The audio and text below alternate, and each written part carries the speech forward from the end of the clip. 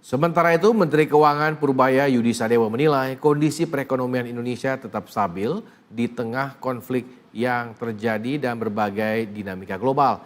Purbaya menegaskan sejumlah data ekonomi menunjukkan fundamental nasional masih kuat sehingga jauh dari gambaran ekonomi yang disebut sedang terpuruk.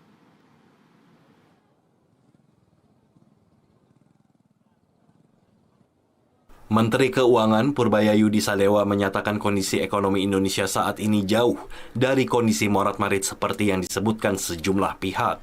Purbaya menyebut sejumlah indikator menunjukkan perekonomian nasional masih tumbuh dan memiliki fundamental yang kuat. Salah satunya tercermin dari Purchasing Managers Index Februari yang mencapai 53,8 atau tertinggi dalam beberapa tahun terakhir.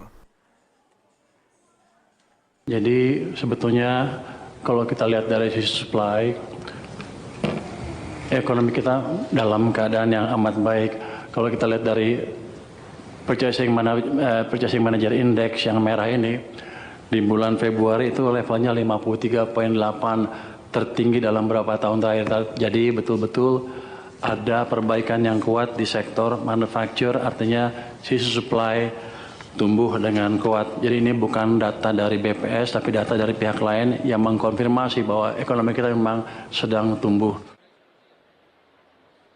Tak hanya itu, penjualan mobil juga menjadi bukti dari sektor otomotif yang mengalami pertumbuhan hingga 12,2% dan penjualan retail meningkat hingga 6,9% secara tahunan.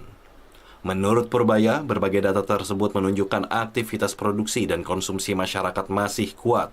Purbaya menegaskan, berbagai indikator ekonomi itu membuktikan kondisi perekonomian nasional masih stabil dan jauh dari narasi ekonomi morat-marit.